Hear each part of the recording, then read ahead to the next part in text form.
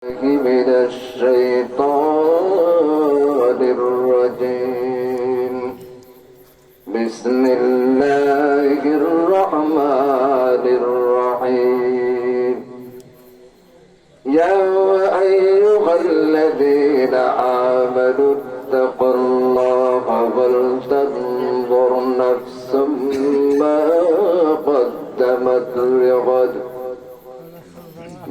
قدمت لغد واتقوا الله إن الله خبير بما تعملون.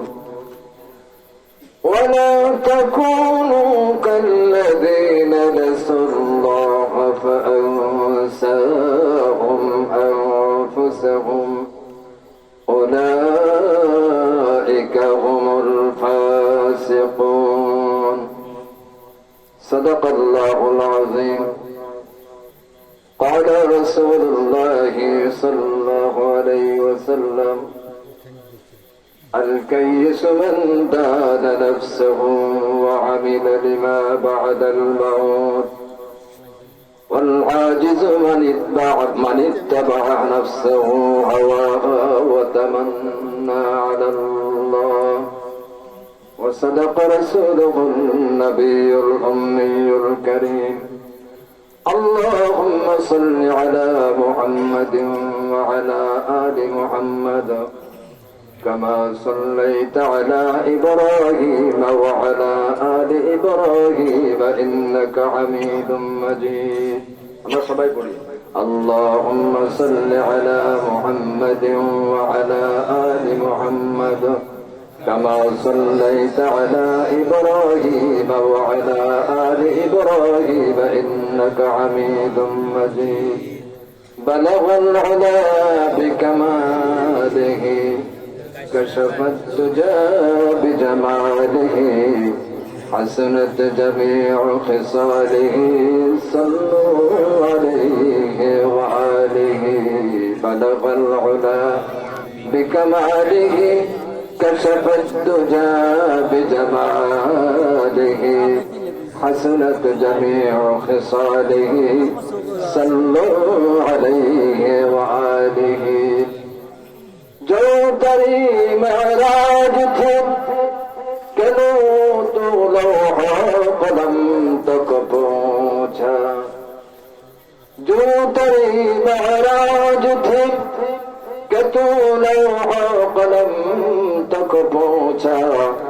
اور میری معراج تو یہ ہے کہ میں تیری قدم تک پہنچا.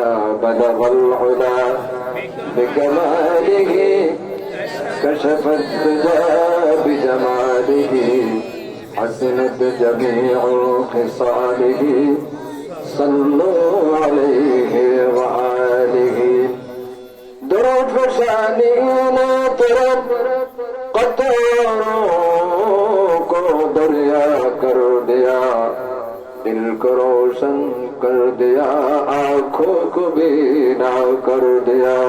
بلغ العلا بكماله كشف الدجى بجماله حسنت جميع خصاله صلوا عليه وآله.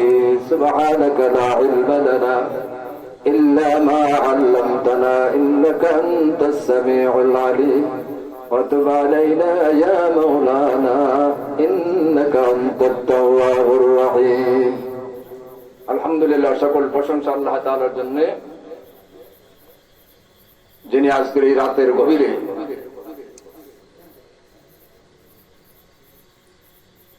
দক্ষিণ নরপাটে হযরত আবু বকর সিদ্দিক রাদিয়াল্লাহু তাআলা আনহু মসজিদ কর্তৃক আয়োজিত কোরআন ও সুন্নাহর মাহফিলে উপস্থিত থেকে সেই সুদূর সন্ধ্যার পর থেকে এখন পর্যন্ত আল্লাহ তাআলার মেহেরবানিতে আমরা অংশগ্রহণ করতে পেরেছি। কোরআন ও সুন্নাহ থেকে শোনার তৌফিক দিয়েছেন, এজন্য আমরা কালিমাতুশ শুকর আদায় করি আলহামদুলিল্লাহ। মাযুদ হাজিরিন, আসলে তো আজকের যে যুগ, আজকের যে সময়, এই সময় আল্লাহ এবং আল্লাহ রাসূলের সাথে সম্পর্ক রেখে কোরআন ও সুন্নাহর সাথে সম্পর্ক রাখা এটা অত্যন্ত আল্লাহর মেহেরবানি ছাড়া আর কিছুই না। পৃথিবীর পরিবর্তন কত বেশি, মহল্লায় কত মানুষ আছে চিন্তা করে দেখেন। একটা চায়ের স্টলও যদি সন্ধ্যার পরে আপনি যান, দেখবেন এর সাথে মানুষ অনেক বেশি আছে। দেখবেন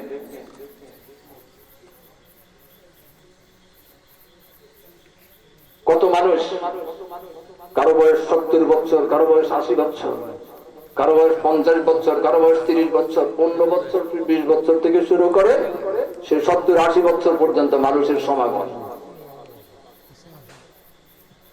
ঘন্টার পর ঘন্টা চলে যাচ্ছে। কখনো আসরের পরে যায়, আবার কেউ যদি নামাজ পড়ে মাগরিব সময় চলে, আবার মাগরিব পড়ে আসে, আবার এসা পর্যন্ত থাকে। আবার কেউ তো নামাজ পড়ে না, একবারে মাগরিব পড়ে পড়ছে রাতে 10টা পর্যন্ত। আছে না নাই? সময় কিন্তু এতটুকু, 70 বছর 60 বছর যেটুকু বরাদ্দ, যেটুকু টেনে লম্বা করার কোন ব্যবস্থা নাই। এটা কারোর হাতে আল্লাহ রাখেন না। এখন আমি আপনি চিন্তা করি, আমার যদি 70 বছর বয়স হয়, 60 বছর বয়স হয়, 50 বছর বয়স হয়, আমি দৈনিক কত ঘন্টা টেলিভিশনের সামনে দিলাম, দৈনিক কত ঘন্টা আমি দোকানে বসে আড্ডার মধ্যে সময় কাটাইলাম, সপ্তাহে কত ঘন্টা হলো।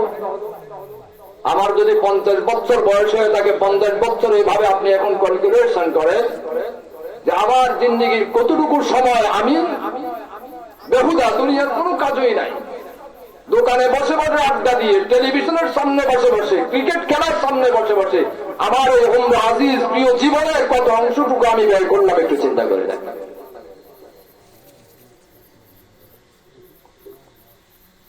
মানুষ সাধারণ ঘর পর থেকে মৃত্যু পর্যন্ত প্রতিটি সেকেন্ডের হিসাব আল্লাহর আদালতে দিতে হবে। এখান থেকে বের হওয়ার কোন রাস্তা নাই, কোন রাস্তা নাই।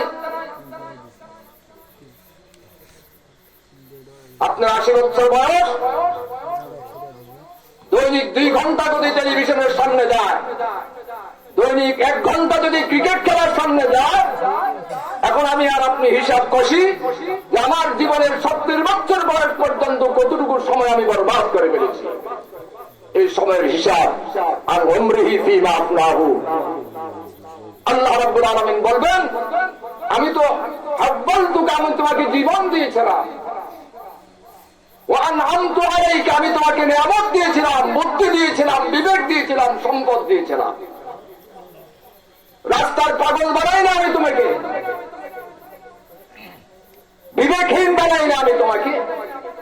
এই যে আমি 70-80-90 বছর হায়াত দিলাম, তোমাকে সুস্থ রেখেছিলাম, তোমাকে আমি নিয়ামত দিয়েছিলাম, সম্পদ দিয়েছিলাম, বিবেক বুদ্ধি দিয়েছিলাম।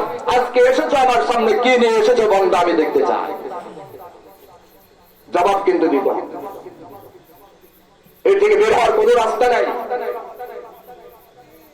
আল্লাহ তাআলার তৌফিক যদি হয়, অল্প কিছু সময় এই জীবনের খতিয়ানটুকু আমরা একটু খতিয়ান করে দেখি। রওনা করছি কোথায় আমরা? পৃথিবী তো মানুষ 2 ধরনের, কিছু মানুষ ভালো আছে, মানুষ তাদেরকে ভালো বলে, কিছু মানুষ খারাপ আছে, তাদেরকে মানুষ খারাপ বলে। কথাটি কিনা বলে? এই 2 জায়গা থেকে মানুষ বের হয় না।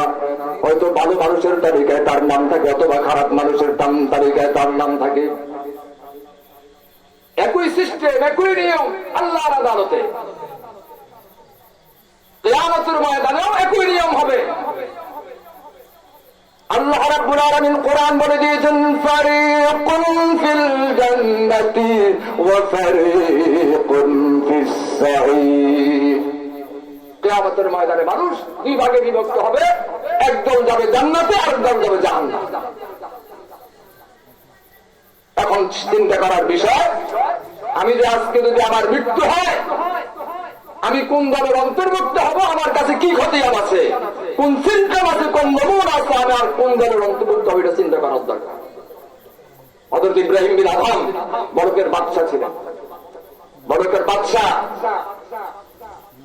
পৃথিবীর আরামায়েশের কোন ব্যবস্থা ছিল, এমন কোন অভাব ছিল না, সব ছিল না।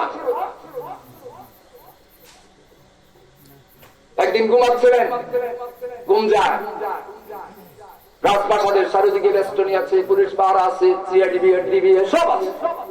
প্রটোকল ভেঙে দেখলেন হঠাৎ ছাদের উপর টক টক করে আওয়াজ হয়। চিন্তা করলেন আমার রাজপ্রাসাদের ছাদের উপর আবার লোক আসলো করতে, আওয়াজ করতে, কে হাসে? তিনি চিন্তা করলেন, উঠলেন, বসলেন, অনেক চিন্তা করলেন, এরপর উঠলেন, ছাদে গেলেন। যাওয়ার পরে দেখলেন লোক ছাদের মধ্যে, রাস্তার ছাদের মধ্যে হাঁটে।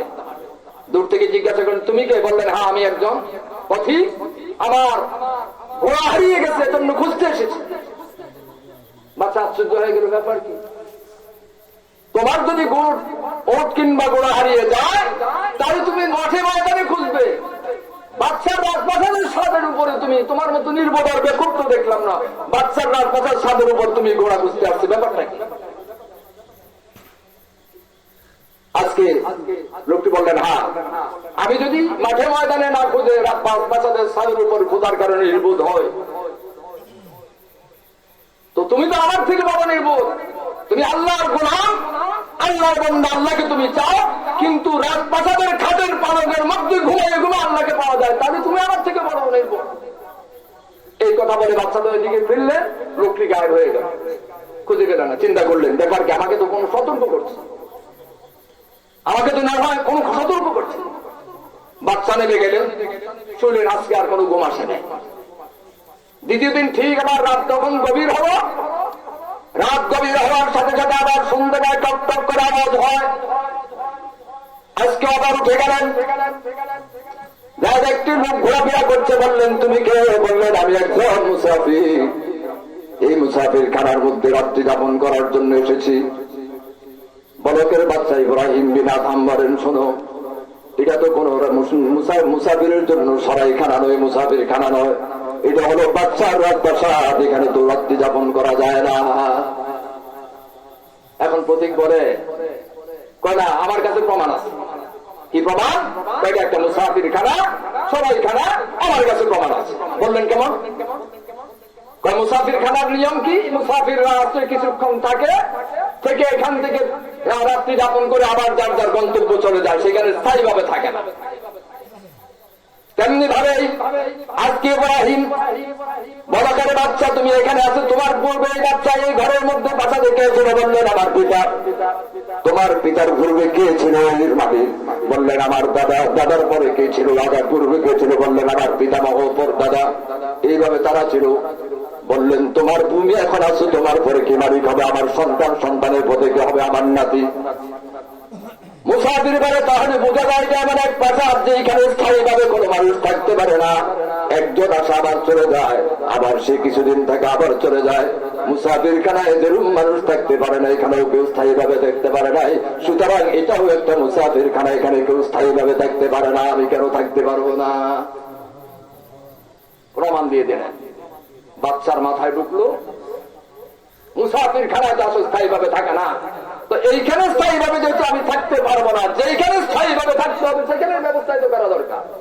এই রাত্রির গভীরে উঠলেন, উঠি রাজপ্রাসাদের চাবিগুলো একত্র করে তার নিরাপত্তা প্রহরীর কাছে দিয়ে তিনি বললেন যেহেতু আমার এই মুসাফির খানা ছেড়েই দিতে হবে, যেখানে যাবো তার কাছে আমি চলে যাওয়া দরকার। এই কথা বলে সে চলে গেছে। এই রাত্রে বের হয়ে গেলে, কোথাও হারিয়ে গেলে। সকালবেলা রাজদরবারে এসে দেখে কোনাই রাজা তো নাই, বাদশা তো নাই। উজির যারা ছিলেন, মন্ত্রী যারা ছিলেন, তারা খোঁজে, এখন খুঁজে পায় না। 40 দিন যাবৎ খুঁজতে খুঁজতে বের করছে। কারণ যখন প্রধানমন্ত্রী হারিয়ে যায়, প্রেসিডেন্টের দায়িত্ব হয় তাকে বের করা। এখন প্রধানমন্ত্রীর দায়িত্ব হচ্ছে বের করার জন্য দায়িত্ব। সারা রাজ্য জুড়ে হাহাকার ছিল, বলকের বাচ্চা ইব্রাহিম নিখোঁজ। যেতে যেতে এক সাগরের তীরে, সেইখানে এক জঙ্গলের ভিতরে ইব্রাহিম বিন আদহাম বসে বসে আল্লাহর জিকির করতেছে।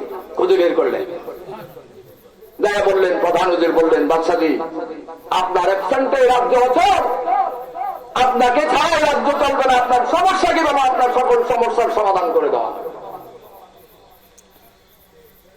আপনি যদি অসুস্থ হন, আপনার রাজ্যের বড় বড় ডাক্তারদেরকে এনে ট্রিটমেন্ট করানো হবে। ইব্রাহিম বিন আদহাম বলেন শোনো আমার উজির, আমার কোন সমস্যা নেই, একটা সমস্যা আছে, যতদিন না পর্যন্ত এই সমস্যার সমাধান হবে না ততদিন পর্যন্ত আমি আর রাজ্যে আবার বাদশাহিত্য ফিরে যাবো না। বললেন সমস্যা কি? বললেন আমি যখন কোরআন তেলাওয়াত করেছি তখন আমি দেখেছি সেখানে লেখা আছে ফারিকুন ফিল জান্নাতি ওয়া ফারিকুন ফিস সাঈর। কোরআন আমাকে বলে দিয়েছে কিয়ামতের ভয়াবহ মুসিবতের দিনে মানুষ দুই ভাগে বিভক্ত হয়ে যাবে, একদল যাবে জান্নাতে, আরেকদল যাবে জাহান্নামে। এখন আমি নির্ণয় করতে পারি নাই আমি কি জান্নাতের দলের অন্তর্ভুক্ত হলাম না জাহান্নামী দলের অন্তর্ভুক্ত হলাম, আমি নির্ণয় করতে পারতেছি না। সুতরাং যতদিন না পর্যন্ত আমি এটা নির্ণয় করতে পারবো না ততদিন পর্যন্ত এই দরবার ছাড়া আর আমি রাজ দরবারে যাবো না। প্রধান হুজুর বলেন এই সমস্যার সমাধান করা তো আমার কোনোদিন সম্ভব নয়। বললেন এই সমস্যা আপনার ছিল, এখন তো আমি তো জানি না আমার জীবনটা কি জান্নাতি দলের অন্তর্ভুক্ত হবে না জাহান্নামী দলের অন্তর্ভুক্ত হবে। সেই বাচ্চার সাথে যুদ্ধের বসে বসে এখন জিক্রুল্লাহ শুরু করে দিয়েছে। আমি যে কথাটা বলতেছিলাম, আমরা এখানে হাতে গোনা কয়েকজন মানুষ আছি, আমাদের শেষ পরিণতি জান্নাতে আমাদের, আমরা কি জান্নাতের অন্তর্ভুক্ত না জাহান্নামী দলের অন্তর্ভুক্ত হব সেটা তো আমরা কেউ বলতে পারি না। আল্লাহ রাব্বুল আলামিন কোরআনে বলে দিয়েছেন ফামান যুহজিহা আনিন নারি ওয়া উদখিলাল জান্নাহ ফাকাদ ফাজ ওয়া মাল হায়াতুদ দুনিয়া ইল্লা মাতাউল গুরুর। কোরআন আমাদেরকে বলে দিচ্ছে যারা কিয়ামতের ময়দানে জাহান্নাম থেকে মুক্তি পাইয়া জান্নাতে প্রবেশ করবে তারা ফাকাদ ফাজ, তারা কামিয়াব। সাধারণ পৃথিবীর মানুষ মনে করে যার 10টা বাড়ি আছে, যার 20 বিঘা জমি আছে, 10টা সম্পত্তি আছে, লক্ষ লক্ষ টাকার ব্যাংক ব্যালেন্স আছে, তাকে তার বুদ্ধিমান মনে করে, সফল মনে করে। কথা ঠিক কিনা বলে? যার অর্থবিত্তের মালিক বেশি, ধন সম্পদের মালিক বেশি, পালে পালে গরু আছে, ব্যাংক ব্যালেন্স আছে, টাকা কড়ি আছে, সব আছে, তাদেরকে স্বাভাবিক মানুষ, ইন্ডাস্ট্রির মালিক, শিল্পপতি সব কিছু আছে, বড় বড় ব্যবসা আছে, তাকে সফল মনে করে। আল্লাহ রাব্বুল আলামিন বলে না, এ সফল না। কোরআন সফলতার যে মাপকাঠি, কোরআন যে সফলতার যে মেয়ার বর্ণনা করেছেন, আল্লাহ রাব্বুল আলামিন বলেন ফামান যুহজিহা আনিন নারি ওয়া উদখিলাল জান্নাতা ফাকাদ ফাজ ওয়া মাল হায়াতুদ দুনিয়া ইল্লা মাতাউল গুরুর। তুমি মনে করো তোমার বিশাল সম্পত্তির মালিক, তুমি ইন্ডাস্ট্রির মালিক, তুমি ব্যাংক ব্যালেন্সের মালিক, বড় বড় অর্থ করি মালিক, বিল্ডিং গাড়ির মালিক, তুমি কামিয়াব সফল সেটা নয়। আল্লাহ রাব্বুল আলামিন বলে দুনিয়ার ধন সম্পদ হলো ধোঁকার ঘর। শুনে রাখো আমার বান্দা, যদি কিয়ামতের ময়দানে তুমি জাহান্নাম থেকে নিষ্কৃতি পাইয়া, নাজাত পাইয়া যদি জান্নাতে প্রবেশ করতে পারো ফাকাদ ফাজ, তাহলে তুমি সফল কাজ, তবেই কামিয়াব, তবেই কামিয়াব। কত জিন্দিগির আমার সময়গুলো 4 স্তরের মধ্যে দিয়ে দিলাম, কত বেহুদা কথা বললাম, এই হাজার জিহ্বা দিয়ে কত লক্ষ কোটি কথা বললাম, কত হাজার হাজার কথা বললাম, সব গুলি যদি একত্রিত করি, আমি আল্লাহর নাম নিয়ে আল্লাহর জন্য কয়টা কথা বলেছি চিন্তা করে দেখেন। খতিয়ান মিরা, হিসাব মিরা। আল্লাহ রাব্বুল আলামিন বলেন ইয়া আইয়ুহাল্লাযীনা আমানু তাকুল্লাহা ওয়াল তানজুর নাফসুম মা قدمت لغد واتقوا الله إن الله خبير بما تعملون। এই বিশ্বাসীরা ইমানদারগণ ইত্তাকুল্লাহ, আল্লাহকে ভয় করো, তাকওয়া অবলম্বন করো। ইত্তাকুল্লাহ ওয়াল তানজুর নাফসুম মা কদ্দামাত লিগাদ। পূর্বের আলোচক বর্ণনা করেছে, আমল নামার কথা বলেছে। আল্লাহ রাব্বুল আলামিন চোখে আঙ্গুল দিয়ে বলতেছে তোমার জীবনের রেজিস্টার করো। আমরা যখন জমি কিনতে যাই তখন সিএস রেকর্ড দেখি, আরএস রেকর্ড দেখি, বিএস রেকর্ড দেখি, খতিয়ান দেখি, নামজারি দেখি, কথা দেখি না বলে পুঙ্খানু হিসাব করি কোন ত্রুটি বিচ্ছুতি আছে কিনা। আল্লাহ রাব্বুল আলামিন বলেন ওয়াল তানজুরু নাফসুম মা কদ্দামাত লিগাদ ওয়াত্তাকুল্লাহা ইন্নাল্লাহা খাবীরুম বিমা তা'মালুন। ও আমার বান্দা, 50, 60, 70, 80 বছরের জিন্দেগি হায়াত তোমাকে দিয়েছি। এই হায়াতের একটি রেকর্ড পত্র তোমার কাছে আছে, এই হায়াতের রেজিস্টার আছে। এই তোমার রেকর্ড পত্র রেজিস্টার করে দেখো, তোমার রেজিস্টারের মধ্যে কি পরিমাণ নেকের সমাহার হলো আর কি পরিমাণ মদের সমাহার হলো, তুমি একটু হিসাব করে দেখো। একটু হিসাব করে দেখো, কি দোয়া করেছো, কি সঞ্চয় করেছো। আমার কাছে কিন্তু আসতে হবে মা কাদ্দামাত লিগা। আমরা যখন মানুষ মরে যায়, আমরা তখন বলি ইন্না লিল্লাহি ওয়া ইন্না ইলাইহি রাজিউন। এর অর্থ কি? আল্লাহর কাছ থেকে এসেছে, আল্লাহ আমাদেরকে সৃষ্টি করেছে, তিনি আমাদেরকে পাঠিয়েছেন, আবার আল্লাহর কাছেই আমাদেরকে ফিরে যেতে হবে। কথা ঠিক কিনা বলে? যেহেতু ফিরে যেতেই হবে, তাহলে জীবনের খতিয়ান তার সামনে পেশ করতে হবে। আমার জিন্দেগির রেজিস্টার তার সামনে পেশ করতে হবে। তাকওয়া, মাহে রমজান এসেছিল আবার তাকওয়া শিক্ষা দেওয়ার জন্য। লাআল্লাকুম তাত্তাকুন। তাকওয়া অর্থ কি? ভয় করা। ভয় অর্থ মানে কি? ভয় করা, রক্ত গুণাগুলো ছেড়ে দেওয়া, পাপাচার ছেড়ে দেওয়া, অশ্লীলতা, বেহায়াপনা, মিথ্যা, প্রতারণা, ধোঁকাবাজি, সুদ, ঘুষ, কার্যবাদ, আলোচনা, তন্দ্রা, লাইন ফেরা, এই সকল কবিরা গুনাহ, বড় বড় গুণাগুলো ছেড়ে দেন না। ভালো থাকা, আল্লাহর নাফরমানি হয়। মানুষ যখন সুস্থ মানুষের গায়ে যখন অসুস্থ হয়, ক্যান্সারের জার, HIV জার্ম ঢুকে যায়, ওই মানুষের বাঁচে। একজন সুস্থ মানুষের শরীরে যখন, বডির ভিতরে যখন ভাইরাস ঢুকে যায়, ক্যান্সারের জার্ম ঢুকে যায়, তাহলে লোকটা কি আর বাঁচা অসুস্থ হয়ে যায় না? তেমনি ভাবে প্রত্যেকটি মানুষের ইমানি বডি আছে, ইমানি স্ট্রাকচার আছে, ইমানি শরীর আছে। এই কবিরা গুনাহ হলো ইমানি বডির জন্য ক্যান্সার জার্ম।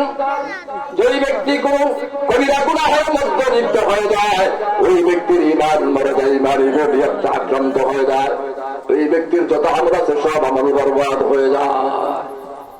ইমানি বডি, ইমানি স্ট্রাকচার জীবনের জন্য ধ্বংস হয়ে যায়, বরবাদ হয়ে যায় যদি কেউ কবিরা গুনাহে লিপ্ত হয়ে যায়। 19-20 বছর থেকে শুরু করে 70 বছর বয়স পর্যন্ত আমাদের সমাজে এমন মানুষ এখন বিরল, যারা কবিরা গুনাহের মধ্যে লিপ্ত নাই। কেউ না কেউ কোন কোন কবিরা গুনাহের মধ্যে লিপ্ত আছে। এটা হলো শরীরের জন্য, বডির জন্য স্ট্রাকচার। এই স্ট্রাকচারের জন্য ক্যান্সার জার। যদি কোনো মানুষ কবিরা গুনাহের মধ্যে লিপ্ত হয়ে যায়, সেই ব্যক্তি হাফেজ শামসুদ্দিন যাহাবী রাহমাতুল্লাহ আলাইহি এই কবিরা গুনাহ 70টি কবিরা গুনার তালিকা দিয়েছেন। তাকওয়া, আল্লাহকে ভয় করতে হবে, এগুলি ছেড়ে দিতে হবে। আল্লাহ রাব্বুল আলামিন বলেন ইন তাজতানিবু কাবায়িরা মা তুনহাউনা আনহু নুকাফির আনকুম সাইয়্যাতিকুম ওয়া নুদখিলুকুম মুদখালান কারীমা। আল্লাহ রাব্বুল আলামিন বলেন যদি ইন তাজতানিবু, যদি তোমরা কবিরাগুলো ছেড়ে দাও, কাবায়িরা মা তুনহাউনা, যদি তোমরা কবিরা গুনাহগুলো ছেড়ে দাও, তাহলে আল্লাহ বলে আমি তোমাকে কথা দিলাম নুকাফির আনকুম সাইয়্যাতিকুম, তুমি কবিরা গুনাহ ছেড়ে দাও, ছোট ছোট যত সগীরা গুনাহ আছে আমি এগুলো মাফ করে দিব।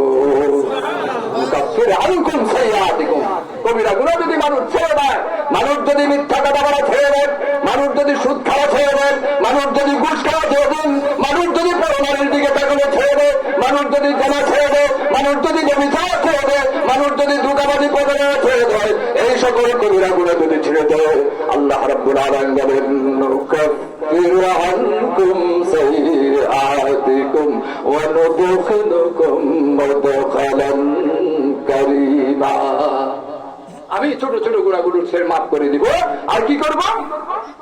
আর সম্মানিত বাসস্থান জান্নাতুন নাঈমে তোমাদের ব্যবস্থা করে দেব। সুবহানাল্লাহ। তাকওয়া, আল্লাহকে ভয় করব কি হিসাবে? তাকওয়া কাকে বলা হয়?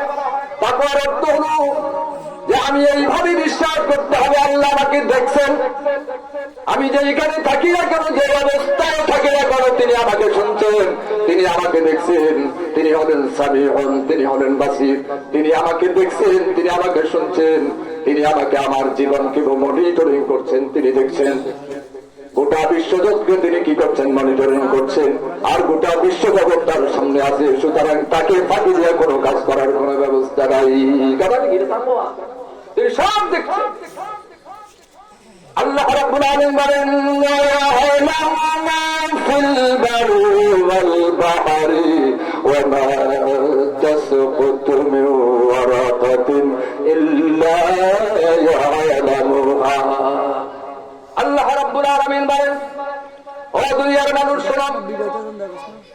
আল্লাহ রাব্বুল আলামিন বলেন, ও দুনিয়ার মানুষ শোনো, সাগর মহাসাগর আটলান্টিক মহাসাগরের তলে বসে, আটলান্টিক মহাসাগরের তলে বসে সেইবারের সাথে লাগানো কোন একটি পাথরের কোনার সাথে লাগানো ছোট্ট একটি পোকা, যা মাইক্রোস্কোপ যন্ত্র ছাড়া দেখা যায় না, সেই পোকাটিও যদি সাগর অন্ধকার তলের নিচে পাথরের সাথে লাগানো ছোট্ট পোকাও যদি ক্ষুধার যন্ত্রণায় কিংবা পেটের যন্ত্রণায় করে না আহু শব্দ করে চিৎকার করে, আল্লাহ রাব্বুল আলামিন বলে দুনিয়ার কোন সরকার শুনতে পায় না, দুনিয়ার কোন গভর্নমেন্ট শুনতে পায় না, দুনিয়ার কোন রাজা বাদশা শুনতে পারে না, আমি আরশে আযীমের মালিক আল্লাহ রাব্বুল আলামিন সেই ছোট্ট পোকার আওয়াজ শুনতে পাই।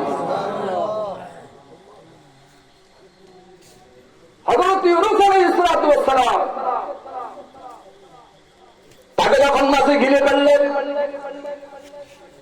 পৃথিবীর এত বড় বিপদে কোনো মানুষ পড়ে নাই, এত বড় বিপদে কোন পৃথিবীর কোন মানুষ পড়ে নাই। মা যখন তাকে ঘিরে ফেলে পানির অতল গভীরে চলে গেলেন, হযরত ইউনূস আলাইহিস সালাতু ওয়াস সালাম নিজের জীবন সম্পর্কে বুঝতে পারলেন, তিনি বুঝতে পারলেন বাঁচার আর কোন ব্যবস্থা নাই, মাছের পেটের ভিতরে দরজা নাই, জানালা নাই, বের হওয়ার কোন ব্যবস্থা নাই। ইউনূস আলাইহিস সালাতু ওয়াস সালাম এই সাগরের অতল গভীর, রাতের অন্ধকার, পানির অন্ধকার, মাছের পেটের ভিতরে অন্ধকার, সাগরের তলদেশের মধ্যে থেকে চিৎকার মানে যখন বললেন, যখন চিৎকার তিনি যখন বুঝতে পারলেন বাঁচার কোনো পথ নাই, মাছের পেটের বিষয়ে সিজদায় পড়ে গেলে তিনি চিৎকার করে বললেন, লা ইলাহা ইল্লা আনতা সুবহানাকা ইন্নী কুনতু মিনাজ জালিমিন। পড় না, লা ইলাহা ইল্লা আনতা সুবহানাকা ইন্নী কুনতু মিনাজ জালিমিন। ইউনূস আলাইহিস সালাতু ওয়াস সালাম যাইরা সেই মাছের পেটের ভিতর থেকে সাগরের অতল তলদেশ থেকে চিৎকার মেরে দোয়া পড়লেন। আল্লাহ রাব্বুল আলামিন বলে, জলভাগের কোনো কেউ শোনে নাই, স্থলভাগের কোনো মানুষ শোনে নাই, অন্তরিক্ষের কোন মানুষ শোনে নাই, আমার ইউনূসের আওয়াজ চিৎকার কেউ শুনতে পায় নাই, আমি আরশে আযীম থেকে আরশে আযীমের মালিক আমার ইউনূসের চিৎকার শুনেছি। শুধু শুনি নাই, শুধু শুনি নাই, সাথে সাথে আমি জবাব দিয়ে দিলাম, ফাস্তাজাবনা লাহু ওয়া নাজ্জায়নাহু মিনাল গাম্মি ওয়া কাযালিকা নুনজিল মুমিনিন। সাথে সাথে জবাব দিয়ে দিলেন ইউনূস। যখন পৃথিবীর কোন আইন সেখানে ছিল না, কোন সরকারের ক্ষমতা সেখানে ছিল না, আল্লাহ রাব্বুল আলামিন বলেন, জলভাগের কেউ শোনে না আমার ইউনূসের আওয়াজ, স্থলভাগের কেউ শোনে নাই, অন্তরিক্ষের কেউ শোনে নাই। যেই ইউনূস চিৎকার দিলেন, সিজদায় পড়ার সাথে সাথে আল্লাহ রাব্বুল আলামিন জবাব দিয়ে দিলেন, মাছকে হুকুম দিলেন, মাছের ভূমি হতে আরম্ভ করলেন, উপায়ন্তর না পেয়ে সাগরের অতল তলদেশ থেকে মাছ উপরে উঠে আসলেন, উপরে উঠে এসে নদীর কিনারে এসে ভূমি করে ইউনূস আলাইহিস সালামকে বাইর করে দিলেন। কে দেখেছে? আল্লাহ রাব্বুল আলামিন। আল্লাহকে ভয় করতে হবে এভাবে, আমি যেইখানেই থাকি না কেন, আমি যে কোনো জায়গায় থাকি না কেন, আমাকে মনিটরিং করতে থেকে আল্লাহ রাব্বুল আলামিন। আল্লাহ রাব্বুল আলামিন বলেন, ওয়া ইয়া'লামু মা ফিল বাররি ওয়াল বাহরি ওয়া মা তাসকুতু মিন ওয়ারাকাতিন ইল্লা ইয়া'লামুহা। জল এবং সাত বৃষ্টি এসেছে, কি করা?